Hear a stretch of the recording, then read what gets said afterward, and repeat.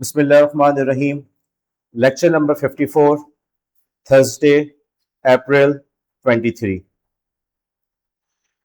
अब तक की इन तमाम लेक्चर से और गुफ्तगू से आप लोग ने इस बात को जाना और समझा कि एक टीचर की जो हैसियत है या टीचर जो है, ये सिर्फ एक पेशा नहीं है।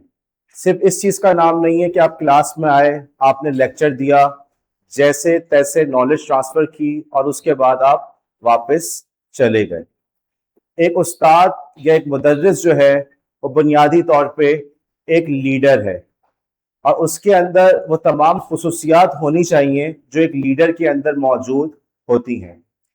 एक लीडर क्रिएटिव होता है, वो उस अपने पास मौजूद वसाइल के अंदर से वसाइल की रोशनी में उसी में से कोई नया सोल्यूशन निकालने की कोशिश करता है।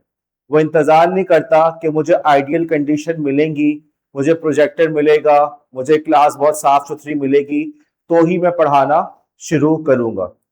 उसके अंदर क्रिटिकल थिंकिंग की सलाहियत होती है। वो किसी भी बात को आंख बंद करके उस पर यकीन नहीं कर लेता। वो हर बात को एनालाइज करता है, उसका तनकीदी जायजा लेता है, उसके बाद ही उसको वो मानता है। उसके अंदर अकाउंटेबिलिटी होती है, खुद एहतसाबी का जज्बा, उसके अंदर अच्छे कम्युनिकेशन स्किल्स होते हैं। अब वो दूसरों के साथ काम करना बेहतर जानता है।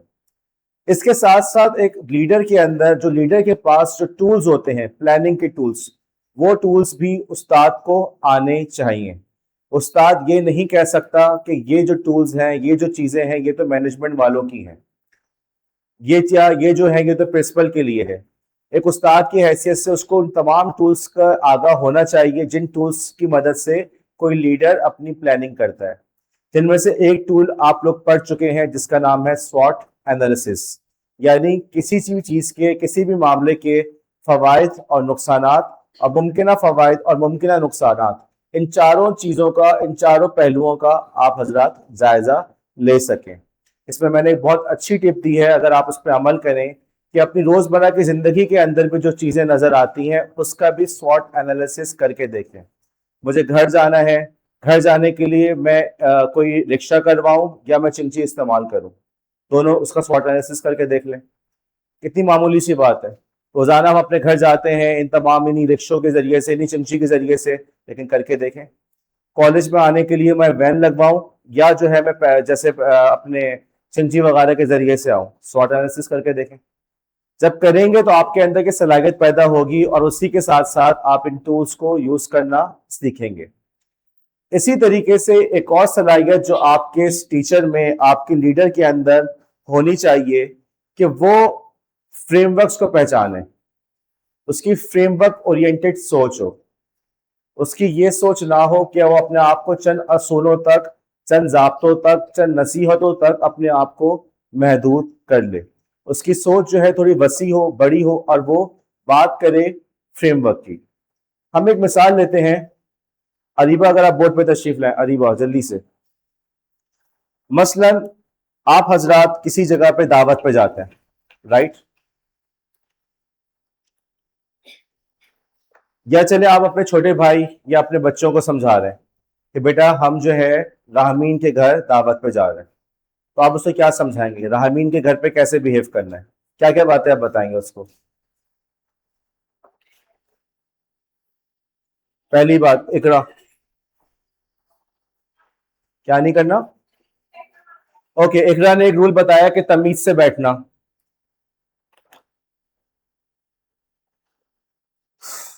जी, तो एक इकरा ने रूल बताया कि तमीज से बैठना, और उसके बाद फातिमा।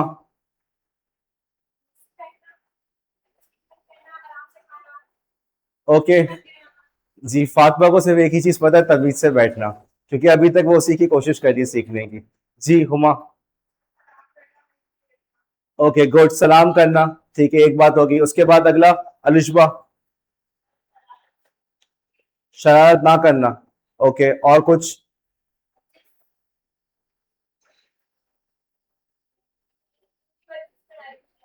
उनके बच्चों से लड़ाई नहीं करना। ओके, ठीक है जी, उनके बच्चों से लड़ाई नहीं करना। उसके बाद जवेरिया।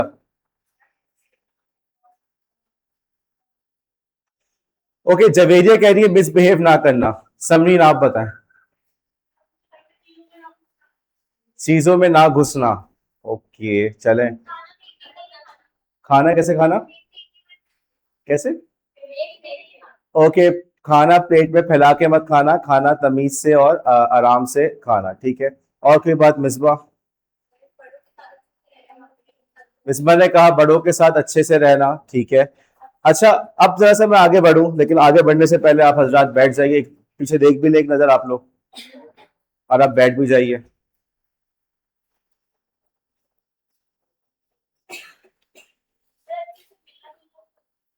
किसी से मिलना जुलना?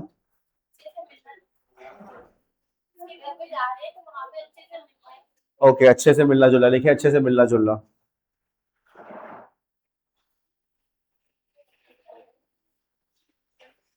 हबीबा इधर आ जाओ बेटा, इधर है, इधर सीट्स हैं। जैनब, जैनब आदिल इधर सीट्स हैं। इधर भी सीट है, जैनब इधर आ जाओ। अच्छा देखो, अब बात समझो, आगे हम बात चलते हैं। और मैं अभी ये दरवाजा बंद कर दीजिएगा। देखो, जैसे मसलन किसी ने कहा कि मिसबिहेव ना करना, लेकिन मिसबिहेव का क्या मतलब है? क्या ना करना मिसबिहेव? राइट। बदतमीजी, क्या मतलब बदतमीजी? अच्छा, वहां पर जाके आप जिसके घर गए तो पता चला कि रामीन का अपना बच्चा जो है वो रामीन की तरह है, बहुत ही बदतमीज, बहुत ही शरारती। तो अब आपका बच्चा जो है, जिसको आपने सख्ती से डांटा था कि भाई बदतमीजी नहीं करना, अब रामीन का जो बच्चा है वो तो उसको छेड़े जा रहा है, तंग किए जा रहा है, उसकी जेब भी फाड़ दी, और उसके जो है उसको तंग किए जा रहा है, राइट। तो अब क्या इसकी वजह से मुझे ये बताइए कि मतलब क्या करना चाहिए आपके बच्चे को फिर? ये प्रॉब्लम आ रहा है? क्या इन रूल्स के अंदर आपके इस प्रॉब्लम का जिक्र आ रहा है? ओके। फिर एक और बात, खाना तमीज से खाएं, तो कितना तमीज से खाएं? आपने क्या बताया, खाना बेटा थोड़ा सा निकालना, ज्यादा मत खाना। अब भले वो कहते हैं खाओ खाओ, लेकिन तुम्हें खाना थोड़ा ही है, ठीक है, ज्यादा नहीं खाना। लेकिन बाज जगह ऐसा होता है कि वहां पे आपने ज्यादा ही खाना होता है, बाज लोगों से ऐसी बेतकल्लुफी होती है कि बता दिया होता है कि बेटा मैं जब किसी को घर में दावत करता हूँ तो बता के आता हूँ कि भाई खाना खाए बगैर आना, और आके तसल्ली से खाना है यहाँ पे। और जब वो नहीं खाता या तो मुझे बुरा लगता है, क्योंकि हमने इतनी मेहनत से आपके लिए तैयार किया है और फिर आप आके यहाँ पे तकल्लुफ से काम ले रहे हैं। तो हर जगह के अपने एटिकेट्स हैं। क्या आपके रूल्स के अंदर ये बात आई? आपने कहा कि बेटा आगे जाके हाथ मिलाना, सही से मिलना, लेकिन क्या पता आपके सामने वो बंदा इतना ज़यीफ हो कि उसके लिए मुमकिन ही ना हो कि वो आगे बढ़ के आपसे हाथ मिला सके। ऐसी सूरत में शायद दूर से सलाम करना बेहतर है। बाज़ दफ़ा हम जाते हैं तो घर में सब लोग काम में बिजी होते हैं, ईद वगैरह का मौका है, बकरीद का मौका है, उस वक्त ज़्यादा कि आप हाथ मिलाते रहें, गले मिलते रहें, तो उस पर गुस्सा ही आता है, काम करने दो, खुलिया नजर आ रहा है कैसा हो रहा है, ऐसा है या नहीं? क्या आपके इन रूल्स के अंदर ये तमाम चीजें मौजूद थी? एक कमी नजर आ रही है आपके इन रूल्स के अंदर? अब अगर आप, मैंने क्या कहा था, पेरेंट भी लीडर होता है, वालदैन भी लीडर है, ओके, और टीचर भी लीडर है। अगर आप इन रूल्स के साथ जाते हैं तो क्या आप नामुकम्मल रूल्स के साथ बच्चे को नहीं भेज रहे? ये प्रॉब्लम समझ में आ रहा है? इसके मुकाबले में जो आपका फ्रेमवर्क होता है, राइट, इसके मुकाबले में जो आपका फ्रेमवर्क होता है वो कॉम्प्रिहेंसिव होता है, वो तमाम पहलुओं का जायजा लेता है, वो हर हर चीज के ऊपर नजर रखता है कि इस सूरत में क्या करना होगा, उस सूरत में क्या करना होगा। वो चीजों की डेप्थ में जाने की कोशिश करता है। वो पॉजिटिव केसेस को भी कंसीडर करता है और नेगेटिव केसेस को भी। आपने अभी सिर्फ इस केस पे सोचा था कि हम रामीन के घर जा रहे हैं तो वहां तमीज से रहना, लेकिन आपने नेगेटिव केस के बारे में नहीं सोचा था कि रामीन के घर गए तो वहां पर जाके पता चला कि उनका अपना ही बच्चा इतना बदतमीज है, राइट। आपने इस केस के बारे में गौर किया था? नहीं। ये नुकसान होता है रूल्स का। उसके मुकाबले में फ्रेमवर्क्स पॉजिटिव नेगेटिव तमाम तर चीजों के ऊपर नजर रखने की कोशिश करते हैं। कोई एक चीज भी ऐसी नहीं होती जिसको छोड़ दिया जाए। ये खूबी होती है फ्रेमवर्क की। अगर आपने एक अच्छा लीडर बनना है, अगर आपने एक अच्छा टीचर बनना है, अगर आपने एक अच्छा पेरेंट्स बनना है, वालिद या वालदा बनना है, इन तमाम पहलुओं के अंदर, इन तमाम रोल्स के अंदर आपके जिम्मे है कि आप गौर करें फ्रेमवर्क्स के बारे में। सिर्फ चंद बातों को बता देना काफी नहीं है। आपको नजर आएगा, मसलन बुशरा आई, सर मेरे नंबर कम आए। बुशरा तो मेहनत नहीं करती, बुशरा तो पढ़ती नहीं हो, बात खत्म। नहीं।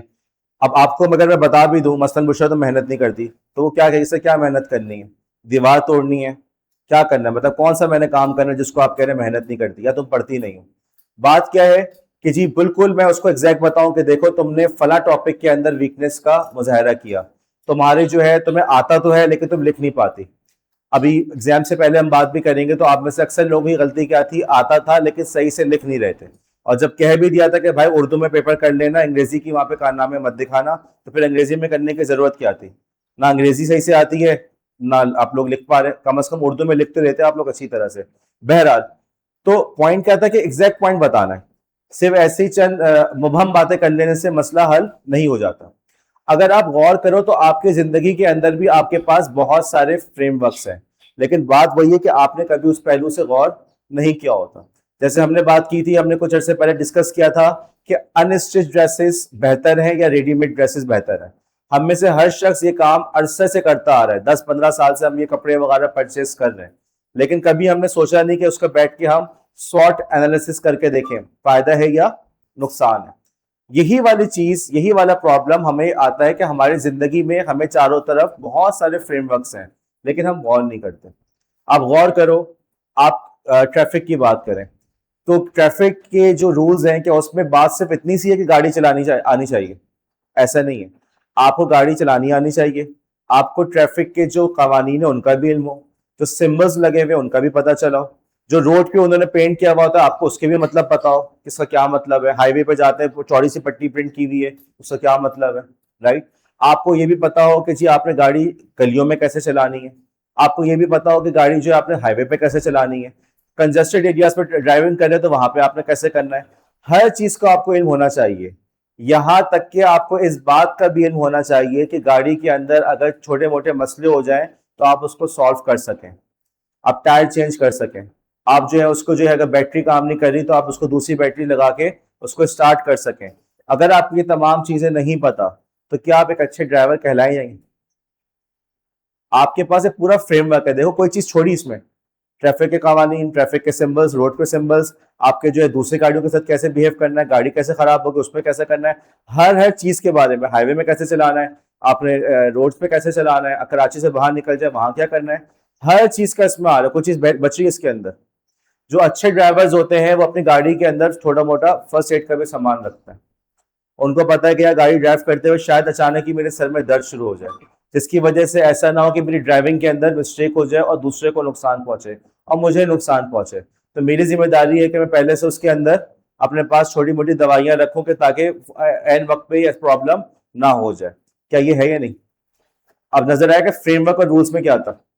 हमारा मुआशरा किस पर चल रहा है? चंद रूल्स के ऊपर। या बस सीधे सीधे चलाना, किसी को ठोक मत देना। भाई वगैरह जब किसी को बाइक चलाना सिखाते हैं तो क्या कहते हैं, बस देख देख के चलाना, साइड साइड में, ठोक मत देना। और उसके बाद वो बच्चा सड़क पे गाड़ी लेकर आता है, बाइक लेकर आता है, अपना भी नुकसान करता है और दूसरों का भी नुकसान करता है। ये प्रॉब्लम है या नहीं? लेकिन उसके मुकाबले में जो फ्रेमवर्क है वो तमाम पहलुओं का जायजा ले रहे हैं। अगर हम टीचर की हैसियत से बात करें तो क्या टीचर का सिर्फ यहाँ पे आके एक अच्छा लेक्चर दे देना काफी है? क्या काफी है? ऐसा नहीं है। एक अच्छा टीचर वो होगा जो स्टूडेंट के साथ कनेक्ट कर सके, स्टूडेंट्स की प्रॉब्लम्स को सॉल्व करने की कोशिश कर सके, बोर्ड का बेहतर इस्तेमाल कर सके, जहां टेक्नोलॉजी इस्तेमाल करनी है वहां पर टेक्नोलॉजी अच्छी इस्तेमाल कर सके, जहां असेसमेंट करनी है वहां पे वो असेसमेंट बेहतर और अच्छी कर सके, क्लासरूम को अच्छा मैनेज कर सके। टीचर पढ़ाने के लिए आया और लेक्चर देके चला गया, लेकिन पता चला कि जी लेक्चर जो है उसकी क्लास की सही से मैनेज ही नहीं हो पा रही, कोई बच्चा बाहर घूम रहा है, कोई अंदर घूम रहा है, कोई यहाँ बैठ के मोबाइल पे लगा हुआ है, तो क्या ऐसे शख्स को आप अच्छा टीचर कहेंगे? निमरा।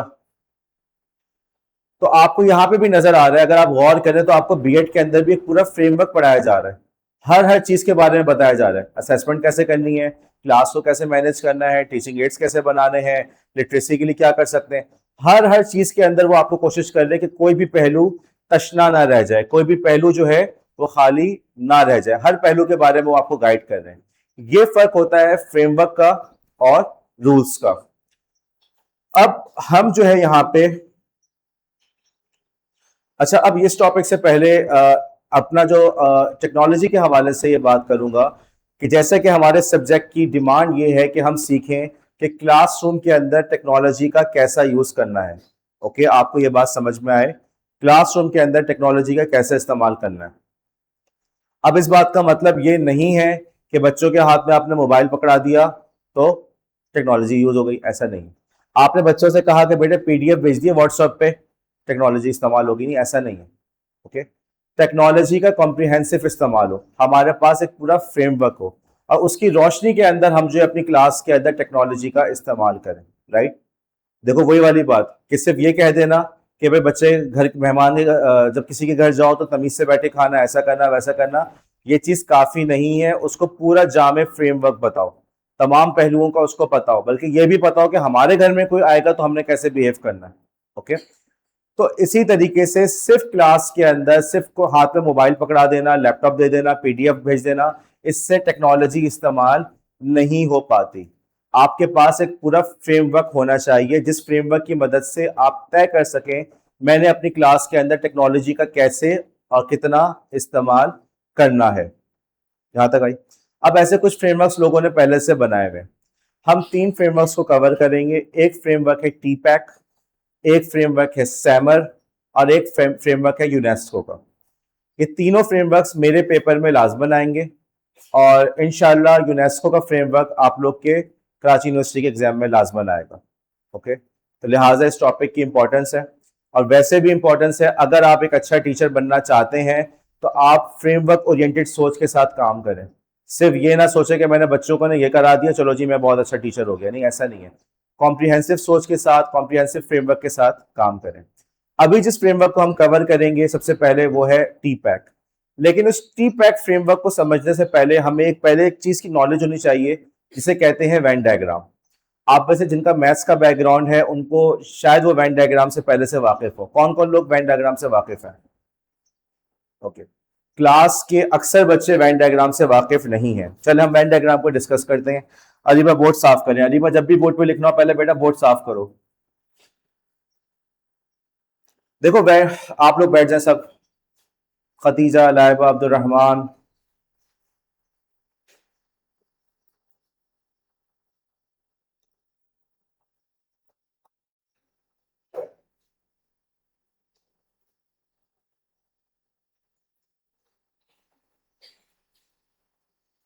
और आपने फैन क्यों बन किया हबीबा, आवाज नहीं आ रही क्या? गर्मी देख लें, या तो फिर इसका वॉल्यूम तेज कर देते हैं क्योंकि गर्मी का काफी है आप लोग के लिए। आवाज में प्रॉब्लम हो तो हैंड रेस कीजिएगा, जैविक या वॉल्यूम तेज कर दीजिएगा प्लीज, जब देख लें वॉल्यूम तेज कर लें। ओके, देखो वेन डायग्राम एक ऐसा टूल है जिसकी आवाज आ रही है साफ, मसला तो नहीं है? ठीक है, बस सही है मेरा ख्याल। वेन डायग्राम एक ऐसा टूल है जिसके जरिए से हम चीजों की इंफॉर्मेशन को रिप्रेजेंट कर रहे होते हैं और उसके दरमियान ओवरलैपिंग एरियाज को आइडेंटिफाई करने की कोशिश करते हैं। मिसाल के तौर पे क्लास के अंदर कितने स्टूडेंट्स हैं जिनका इंस्टाग्राम पे अकाउंट है? आपने इस इंफॉर्मेशन को रिप्रेजेंट करने के लिए आपने एक सर्कल बनाया। ये सर्कल उन यूजर्स का है जो इंस्टाग्राम को यूज कर रहे हैं। क्लास में वो कितने बच्चे हैं जो फेसबुक का एक्टिवली इस्तेमाल कर रहे हैं? ओके, अब अच्छा, अब ये वो बच्चे हो गए। ठीक है, आपने एक और सर्कल बनाया दूसरे कलर से और अगर आप लोग स्लाइड भी देखें ये वो स्टूडेंट्स हैं जो फेसबुक का भी इस्तेमाल कर रहे हैं। अब देखो इनका जो ओवरलैपिंग एरिया है, नजर आ रहा है स्लाइड पे ओवरलैपिंग एरिया? ये ओवरलैपिंग एरिया हमें बता रहा है कि ये वो यूजर्स हैं जो फेसबुक का भी इस्तेमाल कर रहे हैं और इंस्टाग्राम का भी साथ साथ इस्तेमाल कर रहे हैं। कितने ऐसे लोग हैं जो फेसबुक और इंस्टाग्राम दोनों का साथ साथ इस्तेमाल कर रहे हैं? तो ये जो ओवरलैपिंग एरियाज है ये उन दो बच्चों को रिप्रेजेंट कर रहा है। हमारी क्लास के वो दो स्टूडेंट्स जो फेसबुक और इंस्टाग्राम दोनों का इस्तेमाल कर रहे हैं। उसके मुकाबले में ये जो रीजन है, अगर स्लाइड पे देखो तो मेरा कर्सर नजर आ रहा होगा, ये जो रीजन है जो इस ओवरलैपिंग एरिया से बाहर है, और अगर बोर्ड पे देखो तो ये वाला एरिया, मुझे बताना ये एरिया किसको रिप्रेजेंट कर रहा है? जो सिर्फ फेसबुक को यूज कर रहे हैं, सिर्फ फेसबुक, सिर्फ इंस्टाग्राम, और ये वो हैं जो दोनों को कर रहे हैं। ओके, बस ये बात समझ में आ गई तो समझे टीपैक भी समझ में आ गया।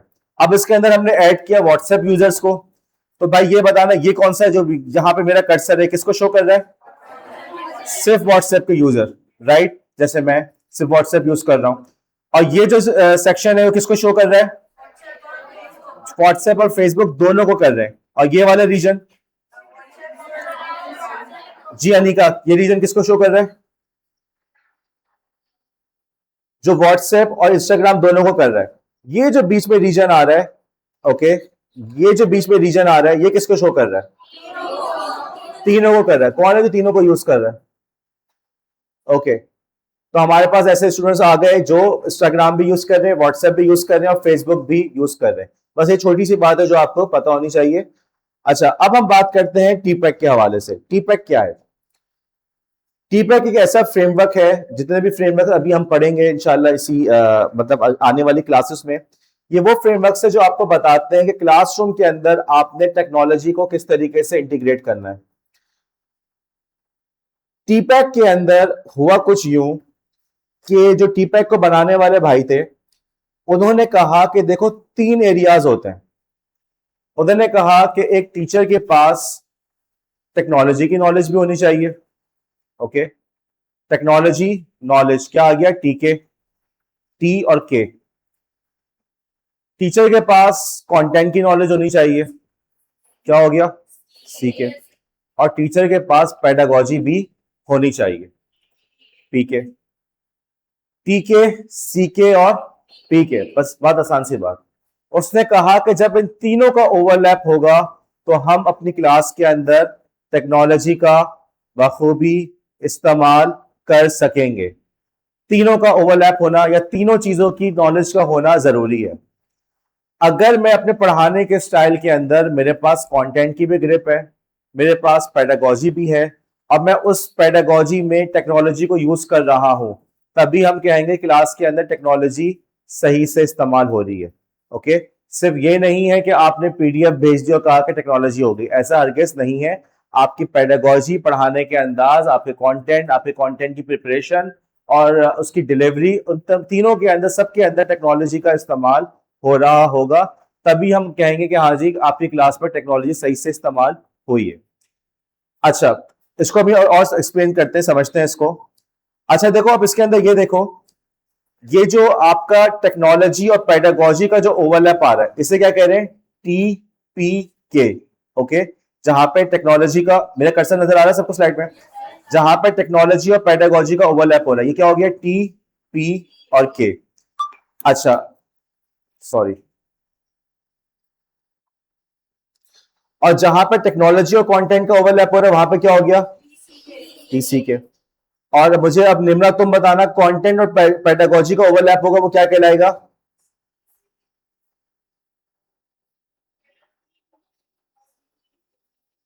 पी सी के। ओके, टी के हो गया आपका, सी के हो गया और पी के हो गया। और जब ओवरलैप आ रहा है तो टी पी के, ओके, टी सी के या पी सी के। ओके, ये इसको चीज को ध्यान में रखना। मेरे पेपर पर जब सवाल आता है तो बच्चे बार दफा एब्रिविएशन भूल जाते हैं। सही है, सी पी के था या पी सी के था? आपका काम है याद रखना भाई, पहले टी टी जैसे बड़ा है तो पहले टी आ रहा है, तो टी पी के। टी और सी में से कौन बड़ा है? टी बड़ा है या सी बड़ा है? मेरे ख्याल में तो टी टी टी आगे आता है ना, तो मैं तो ये समझता टी बड़ा है। टी सी के। ओके, या चले अगर आप उसको इस तरह से पैटर्न ध्यान में रखें, पी सी के, तो मुझे पता है पी की वैल्यू ज्यादा है सी की वैल्यू अल्फाबेटिकल ऑर्डर के अंदर। यार सी आता है 3 में और पी कब आता है? आगे जाके कहीं। तो पी हो गया मेरे हिसाब से, मेरे मेंटल मॉडल ये है जो मैंने याद किया हुआ है कि देखो पी पहले आएगा क्योंकि पी के वैल्यू ज्यादा, तो पी सी के। ओके, और जब मैं ये करता बड़ा पहले आएगा, ऐसे कर लेता हूं। बहरहाल ये आपको जहन में हो जी। प्लेस वैल्यू की बात कर रहा हूं। बहरहाल प्लेस वैल्यू यहाँ पे टॉपिक नहीं है, याद करने की एक टिप बताइए, जैसे चाहे आप याद करें। आप यूं समझ लें जो छोटा है वो पहले आएगा, जो आपकी मर्जी। बात यह है कि आपको याद हो कि टी सी के और पी सी के और टी पी के, ये आपको एब्रीवेशन का, ये आपको ऑर्डर इसका जहन में से ध्यान में हो। अब टीपैक का एब्रीवेशन क्या है? Technological, pedagogical and content knowledge. T आ गया टेक्नोलॉजी का, पी आ गया पेडागोजी का, ए आ गया एंड का, सी आ गया कंटेंट का और के आ गया नॉलेज का। अच्छा, अब देखो ये वो फ्रेमवर्क है जो बहुत ही आसान है, जिससे तुम लोग बखूबी वाकिफ हो। जेबा, निगाह जहरा को नजर लगा रही हो, क्या कर रही हो? इतनी देर से उसी को देख रही हो। तुम्हारा स्कार्फ उसको बहुत पसंद आ गया। ओके जी, टी पैक नॉलेज एरिया। सबसे पहले बात करते हैं कंटेंट नॉलेज की। हाँ जी, कंटेंट नॉलेज की कोई एग्जांपल है?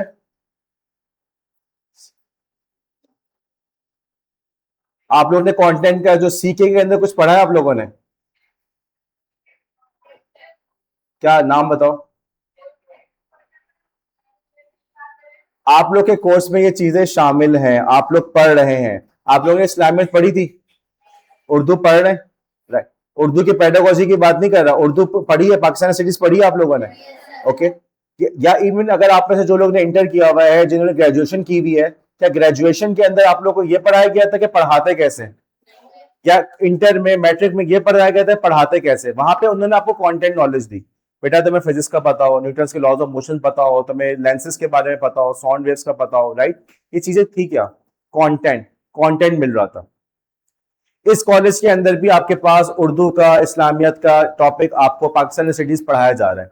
आने वाले सेमेस्टर्स के अंदर आप लोग अपना ऑप्शनल सब्जेक्ट भी सिलेक्ट करेंगे। मसलन 2.5 वाले अगले सेमेस्टर में सिलेक्ट करेंगे क्या लेना। लेट्स से उन्होंने बायोलॉजी ली, तो बायोलॉजी का उनको कंटेंट पढ़ाया जाएगा, डीएनए वगैरह, एंजाइम्स, इन तमाम चीजों के बारे में पढ़ाया जाएगा, ताकि जब ये पढ़ाने जाएं तो उनको पता होता हो कि पढ़ाना क्या है, कंटेंट क्या है। आ रही बात? यही वाली चीज आप लोग के साथ है। आप लोग जो है अभी भी कुछ ना कुछ कंटेंट पढ़ रहे हैं। पाकिस्तानी स्टडीज पढ़ा था आप लोगों ने, इस्लामियत पढ़ी थी आप लोग ने, उर्दू, मैथ्स आप लोग को पढ़ाई गई है, साइंस पढ़ाई गई है। तो वहां पे ये नहीं पढ़ाया कि साइंस पढ़ानी कैसे। सर रिजवान पढ़ा रहे थे आप लोग को, तो सर रिजवान ने उस वक्त ये कवर नहीं कराया था कि आपने साइंस कैसे पढ़ानी है। उन्होंने ये पढ़ाया था साइंस के बेसिक टॉपिक्स, मैथ्स वगैरह आप लोग को पढ़ाए थे। यही वाली चीज, यही वाली चीज जो है आप लोग करेंगे फिफ्थ सेमेस्टर में, जहां पे आप लोग अपने ऑप्शनल्स को सिलेक्ट करेंगे। आपने साइंस ले ली, आपने लेट से आप लोगों ने बायोलॉजी ले ली, आपने पाकिस्तानी स्टडीज ले ली, तो पहले तो वो आपको कंटेंट पढ़ाएंगे। ओके, तो सीके से मुराद क्या है? कंटेंट, उस सब्जेक्ट मैटर की कंटेंट का, उसकी नॉलेज का होना, और आप लोग इससे वाकिफ हैं। अब पेपर में जब सवाल आता है उसमें यही लिखा हुआ होता है मैंने कि सीके की एग्जाम्पल दो। बच्चे पहले कहते हैं सर सीके क्या होता है, फिर कहता है सर इसकी एग्जाम्पल क्या होगी। आप लोग इस एग्जाम्पल से वाकिफ है? मैंने अभी तक कोई ऐसी बात बताई जो नई बात हो, जिससे आप लोग वाकिफ ना हो? बस पेपर में भी लिख कर आना, उस पर कोई गलती नहीं करना। आगे बढ़ते हैं। उसके बाद हमारे पास आ गई पेडागोजी नॉलेज। हाँ जी, पेडागोजी नॉलेज पीके में क्या पढ़ रहे हो तुम लोग? क्या पढ़ रहे हो बताओ? हिना, टीचिंग मेथड्स पढ़ रहे हैं, जनरल मेथड्स ऑफ टीचिंग हो गया नंबर 1। आपका टीचिंग ऑफ इस्लामियत हो गया, टीचिंग ऑफ साइंस हो गया। ये तमाम की तमाम चीजें किसमें आ रही हैं आपकी?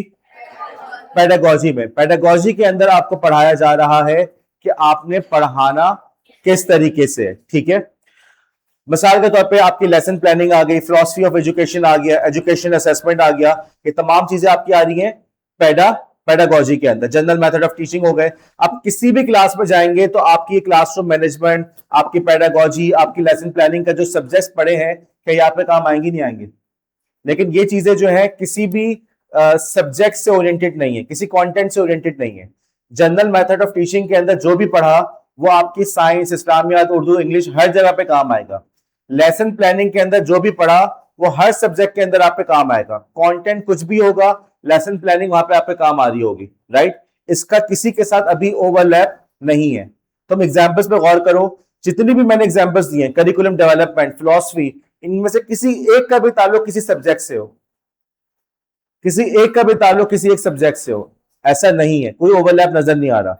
पेपर में जब सवाल आता है कि पीके की एग्जाम्पल्स दो, तो तुमने वो प्योर एग्जाम्पल्स देनी है जिनका ताल्लुक किसी भी सब्जेक्ट से नहीं है। ओके, आगे चलो। आगे टेक्नोलॉजी नॉलेज, ठीक है। अब टेक्नोलॉजी नॉलेज के अंदर आ जाता है आपकी टेक्नोलॉजी का इस्तेमाल आपको कितना आता है। इसके अंदर एक बड़ा इंपॉर्टेंट टॉपिक है कॉम्पिटेंसीज ऑफ आईसीटी। एक आईसीटी टीचर के अंदर, एक टीचर जो आईसीटी को यूज करना चाहता है, उसके अंदर कौन सी कॉम्पिटेंसीज होनी चाहिए। आप में से अक्सर लोग प्रैक्टिकम पे थे, ये लेक्चर डिलीवर हो चुका है। ये बहुत इंपॉर्टेंट है एग्जामिनेशन पॉइंट ऑफ व्यू से, चाहे इंटरनल एग्जाम हो चाहे एक्सटर्नल एग्जाम हो, ये सवाल लाजमन आता है और ये आपसे पूछा भी जाएगा। कहीं पे भी आप आईसीटी की बात करें और आपको ये ना पता हो कि आईसीटी की कौन सी कॉम्पिटेंसीज है, तो समझेगा फिर कुछ पढ़ा ही नहीं आपने। तो बहरहाल यहाँ पे हम बात करें टेक्नोलॉजी नॉलेज, तो टेक्नोलॉजी नॉलेज के अंदर ये चीजें कि आपको पता हो कि जूम कैसे इस्तेमाल करना है, ग्रुप एडमिन, एलएमएस यूज करना आता हो, डिजिटल लिटरेसी आती हो, साइबर सिक्योरिटी, गूगल फॉर्म, ये तमाम चीजें आप लोग को टेक्नोलॉजी नॉलेज के अंदर आता है। अब मुझे बताओ इनमें से कोई एक चीज भी ऐसी है जिसका ताल्लुक है पेडागोजी से? देखो लिस्ट में देखो, बताओ कोई एक चीज इसका ताल्लुक पेडागोजी से है? पेडागोजी से नहीं है। कोई एक चीज जिसका ताल्लुक है कंटेंट से?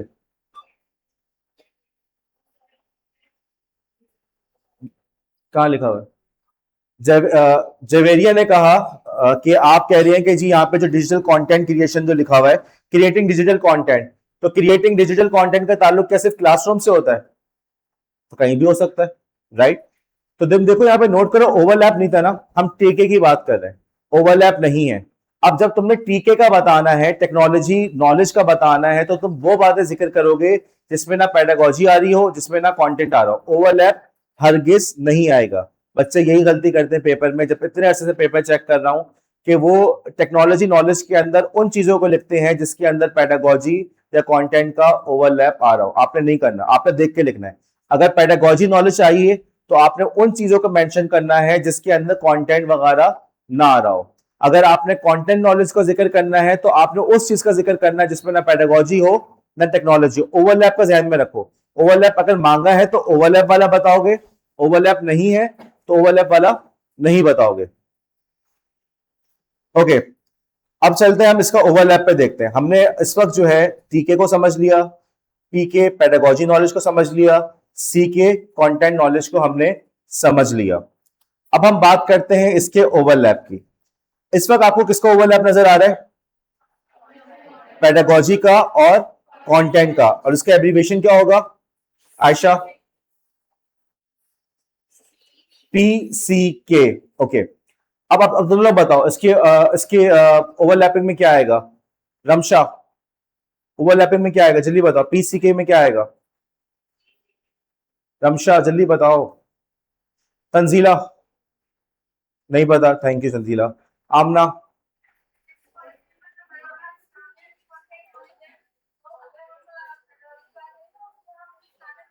आप लोगों ने कोई ऐसा सब्जेक्ट पढ़ा है?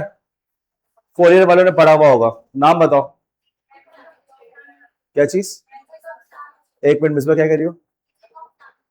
ओके, मिसबा ने बताया टीचिंग ऑफ इस्लामिक स्टडीज। अब टीचिंग ऑफ इस्लामिक स्टडीज के अंदर कंटेंट आया, कौन सा कंटेंट? मैथ्स आया इसके अंदर, इस्लामियत और पेडागोजी आई है। वो ये बता नहीं रहा इस्लामियत क्या होती है, इस्लामिक में क्या सिखाता है, वो आपको पढ़ा रहा है कि आपने इस्लामियत को पढ़ाना किस तरीके से है। ओके, तो क्या यहाँ पर आ गया? पेडागोजी का और कंटेंट का ओवरलैप होके PCK। अब उसके कुछ एग्जांपल्स देखो। Methods of teaching English, methods of teaching Urdu, methods of teaching general science, methods of teaching mathematics, social studies, methods of teaching Islamic studies. हर वो चीज जिसके अंदर कंटेंट और पेडागोजी का ओवरलैप आ रहा हो वो आएगा PCK के अंदर। ये बात समझ में आई है? किसी को सवाल है यहाँ पे? देखो फिर बताना, पेपर में ऐसी सवाल आएगा और उस वक्त तुम लोग कंफ्यूज मत होना। उस वक्त ये मत करना कि तुम लोग PCK के अंदर इस्लामियत लिखकर आ जाओ या मेथड्स ऑफ टीचिंग लिखकर आ जाओ। PCK के अंदर क्या आएगा? Teaching of Islamic studies, teaching of science, teaching of maths. वहां पे वही चीज आएगी जिसमें पेडागोजी और कंटेंट का ओवरलैप हो रहा होगा।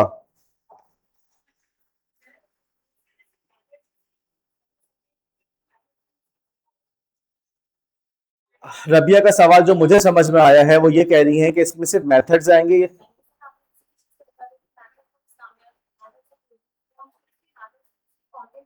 भाई मेथड से इसका कोई ताल्लुक नहीं है। जहां पे भी पेडागोजी और कंटेंट का ओवरलैप आ रहा है, कोई भी सब्जेक्ट जिसके अंदर आपको बताया जा रहा हो कि इस वाले सब्जेक्ट को आपने किस तरह से पढ़ाना है, जाहिर सी बात है इस्लामियत को पढ़ाने का तरीका साइंस से डिफरेंट होगा, फिजिक्स को पढ़ाने का तरीका मैथ्स से डिफरेंट होगा, अब मैथ्स पढ़ाने का तरीका कंप्यूटर से डिफरेंट होगा।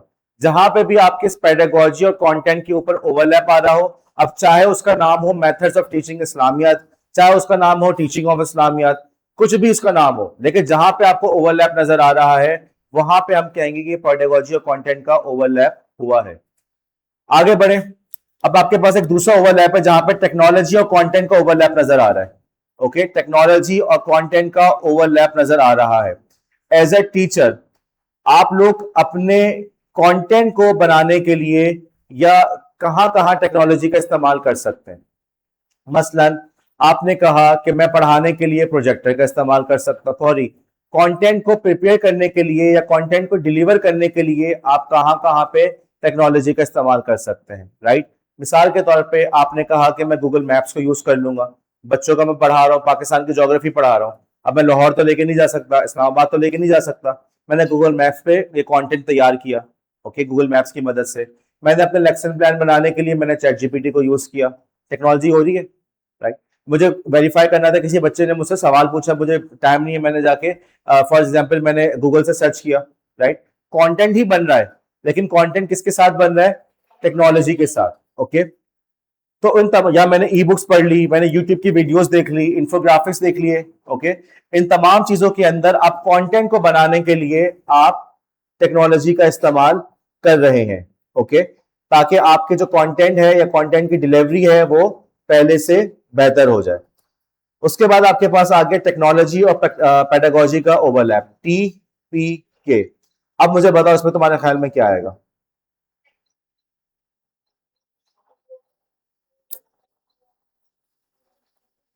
सोच के बताना, बस ये सबसे इंपॉर्टेंट बात है, ये समझ में आ गया, टॉपिक समझ में आ गया।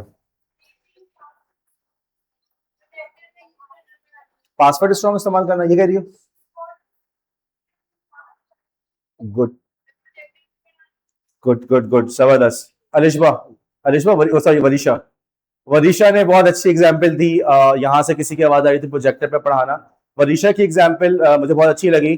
डिस्कॉर्ड पे जैसे फॉर एग्जाम्पल आपने कहा कि मैं बच्चों के देखो, हमारा एज ए टीचर हमारा काम है बच्चों से कम्युनिकेट करना, राइट।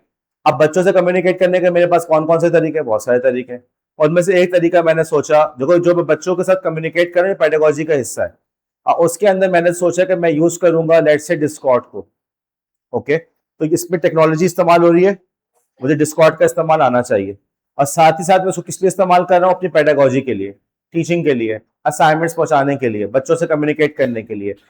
टेक्नोलॉजी और पेडागोजी का ओवरलैप हुआ डिस्कॉर्ड में। सर शर्जील या सर शर्जील आपकी जूम पे क्लास ले रहे हैं, राइट, और उन्होंने कहा कि जिस किसी का सवाल हो तो वो हैंड रेस करे, तो घर पे आपने हैंड रेस कर दिया? नहीं, ऐसे तो नहीं है। जूम के अंदर ऑप्शन मौजूद है कि वहां पे आप हैंड रेस कर सकते हैं, गूगल मीट पे भी मौजूद है, राइट। अब क्या हुआ कि सर शर्जील ने को जूम इस्तेमाल करना आता है, टेक्नोलॉजी हो गई, और उसको वो किस लिए यूज कर रहे हैं? लेक्चर डिलीवर करने के लिए। और उसके अंदर जो ऑप्शंस है हैंड रेस करना फॉर एग्जांपल, तो टेक्नोलॉजी और पेडागोजी का ओवरलैप हुआ, राइट। कि क्लास के अंदर जो काम, मतलब अपनी टीचिंग के लिए उन्होंने टेक्नोलॉजी का टूल यूज किया, किसी का कोई सवाल हो तो वो हैंड रेस कर सकता है। लीव रिक्वेस्ट कैसे सबमिट करवाते हैं आप लोग? ईमेल का ताल्लुक किससे? उर्दू से, इस्लामिया से? टेक्नोलॉजी से। लीव रिक्वेस्ट का ताल्लुक क्या हमारी पेडागोजी से नहीं है? अगर मैं लीव रिक्वेस्ट को प्रोसेस ही ना करूं तो मैं टीचर हूं? क्या कोई टीचर ऐसा है जिसके पास लीव रिक्वेस्ट वगैरह का मसला ना होता? एज ए टीचर मेरा आपका काम है कि हमने अटेंडेंस रिकॉर्ड भी तो मेंटेन करना है। हम पेडागोजी पेडागोजी बोलते रहते हैं तो उसमें हम भूल जाते हैं कि भाई ये सब चीजें भी शामिल हैं। क्लासरूम मैनेजमेंट भी पेडागोजी में आएगा, ऐसा है क्या? नहीं। क्या आप क्लास को मैनेज ना कर सके? सिर्फ पढ़ाना आपको बहुत अच्छा आता है, लेक्चर बड़ा अच्छा देते हैं, लेकिन क्लास को मैनेज नहीं कर सकते, असेसमेंट नहीं कर सकते, फॉर एग्जाम्पल बच्चों के अटेंडेंस का रिकॉर्ड मेंटेन नहीं कर सकते, तो क्या आप एक अच्छे टीचर कहलाएंगे? तो ये तमाम चीजें पेडागोजी में आती हैं। तो अगर हम ईमेल के जरिए से आपकी लीव रिक्वेस्ट ले रहे हैं तो ये किसका ओवरलैप है? ये कौन सा ओवरलैप नजर है बुशरा? टेक्नोलॉजी का और पेडागोजी का ओवरलैप आपको इसके अंदर नजर आ रहा है। आप लोग के अटेंडेंस के रिकॉर्ड्स कहां पे मेंटेन हो रहे हैं?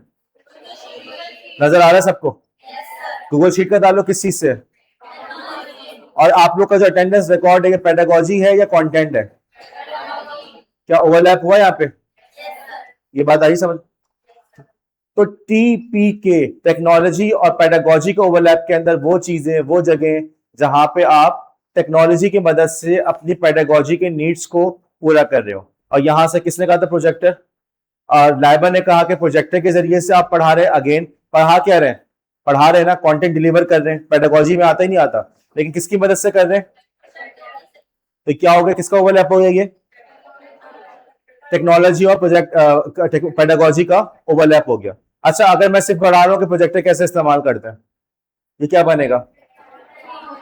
टेक्नोलॉजी बनेगा, सिर्फ टेक्नोलॉजी, क्योंकि वहां पे सिर्फ और सिर्फ टेक्नोलॉजी का इस्तेमाल पढ़ा रहे हैं, ओके। अब इन्होंने कहा, इन साहब ने कहा कि भाई टी पैक जो होता है, इस टी पैक के अंदर इन तीनों चीजों का ओवरलैप आ रहा होता है। ये तीनों चीजें होती हैं, तो ये आप टेक्नोलॉजी का बखूबी इस्तेमाल कर रहे हैं। ओके, अगर तीनों चीजें होंगी तो आप टेक्नोलॉजी का सही से इस्तेमाल कर रहे हैं। सर सफदर आज आए हैं।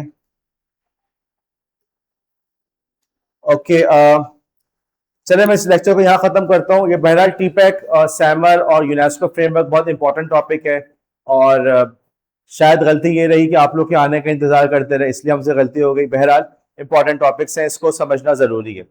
अच्छा देखो, अब एग्जाम्स के हवाले से कुछ यूं होगा, एग्जाम्स की तैयारी के हवाले से सबसे पहले तो जो क्विजेस आएंगे अभी, वो क्विजेस वही होंगे जो इंटरनल और एक्सटर्नल एग्जाम के मुतालिक होंगे। ओके, जो बिलखुसूस एक्सटर्नल एग्जाम वाले क्विजेज होंगे उसकी डेडलाइन थोड़ी ज्यादा होगी, ताकि आप एक्सटर्नल एग्जाम की डेट आने तक या मेरे एग्जाम तक आप उसकी तैयारी करते रहें। लेकिन इंशाल्लाह ताला मुझे पूरी उम्मीद है, पूरी कोशिश होगी कि अगर आपने क्विजेस वगैरह किए हुए होंगे तो इंटरनल भी आपके लिए आसान होगा और एक्सटर्नल भी आसान होगा। इंटरनल के जो क्विजेस होंगे, यानी कि इंटरनल एग्जाम से मुताल्लिक क्विजेस, उनकी डेडलाइन थोड़ी मुख्तसर होगी, वो आपको थोड़ा जल्दी करने होंगे। किसी ने मुंह बनाया कि सर बार बार क्विज देते रहते हैं, भाई क्विज वो दे रहा हूँ जो एग्जाम से मुताल्लिक है, क्योंकि मेरा कोई फायदा नहीं है कि मैं पेपर बनाऊं। मेरा पेपर आप लोगों ने देखा हुआ है, ठीक ठाक मेहनत होती है बनाने में, ठीक ठाक मेहनत होती है उसको प्रिंट करने पे, और वो तमाम मेहनत के बावजूद हमें नजर आए क्लास में सिर्फ 1 या 2 बच्चों ने सही से किया हुआ है। जैसे लास्ट टाइम था, मेरे ख्याल में 3 या 4 बच्चे निकले थे जिन्होंने बाकी सेंस से पेपर किया था। तो मैं ये नहीं चाहता, इसलिए मेरे क्विजेस जो अब आएंगे वो सारे वही होंगे जो इंटरनल एग्जाम से मुताल्लिक हैं। तो ये आपकी जिम्मेदारी है कि आप उसको सही से मतलब वैसे भी क्विजेस करने थे, लेकिन इंटरनल एग्जाम की तैयारी सही से हो जाए। इसके अलावा देखो, अब की दफा हमारे कॉलेज के अंदर क्लासेस के इश्यूज की वजह से,